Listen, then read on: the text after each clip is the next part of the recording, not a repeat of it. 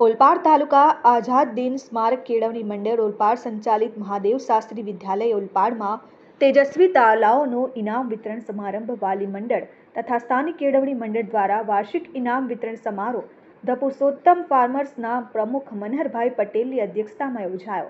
આ પ્રસંગે ઓલપાડ તાલુકા આઝાદ દિન સ્મારક કેળવણી મંડળના માનદ મંત્રી જયંતિભાઈ પટેલે જણાવ્યું કે જે બાળકોને ઇનામ મળ્યા છે એ બાળકોની ધગસ અને મહેનતને કારણે તેઓએ મેળવ્યા છે। બોર્ડની પરીક્ષાના વિદ્યાર્થીઓને શુભેચ્છા પાઠવી આગળ વધવા જણાવીને ઉમેર્યું કે સંસ્કાર અને જ્ઞાનનું જ્યારે મિલન થાય ત્યારે એને કેળવણી કહેવાય।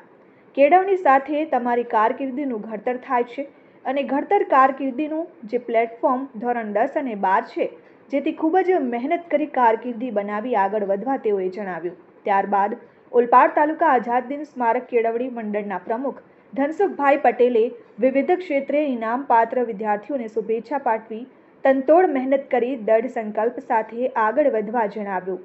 આ પ્રસંગે પુરુષોત્તમ ફાર્મર્સના પ્રમુખ મનહરભાઈ પટેલે વિદ્યાર્થીઓને શિક્ષણની સાથે સાથે બાહ્ય જ્ઞાન પણ આવે તેવું આયોજન કરી કૌશલ્યવર્ધક જ્ઞાન, મૂલ્યવર્ધક જ્ઞાન અને શિક્ષણ મેળવ્યા પછી આગળ વધે અને તેનામાં પૂરેપૂરી સમજદારી, જવાબદારી અને વફાદારી આવે એવા ગુણો સંપન્ન થાય તેવું માર્ગદર્શન આપ્યું।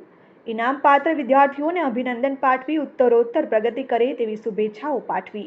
ત્યારબાદ એસએસસી, એચએસસીમાં પ્રથમ ક્રમ મેળવનાર તેમજ શાળાકીય પ્રવૃત્તિમાં રમતગમતમાં વિશિષ્ટ સિદ્ધિ મેળવેલ હોય તેમજ તેજસ્વી તારલાઓનું ઉપસ્થિત મહાનુભાવોના હસ્તે ટ્રોફી આપી સન્માનિત કરવામાં આવ્યા। આ પ્રસંગે સ્થાનિક કેળવણી મંડળ તથા વાલી મંડળના પ્રમુખ બળવંતભાઈ પટેલ, સાયણ સુગરના પ્રમુખ રાકેશભાઈ પટેલ, પુરુષોત્તમ ફાર્મર્સના ઉપપ્રમુખ અંકુરભાઈ પટેલ, ઓલપાડના ઇન્ચાર્જ સરપંચ આનંદભાઈ કહાર, શાળાના આચાર્ય ભરતભાઈ પટેલ સહિત શાળાના શિક્ષકો અને વાલીઓ ઉપસ્થિત રહ્યા હતા। Jignesh Thakor, RN news, Olpad.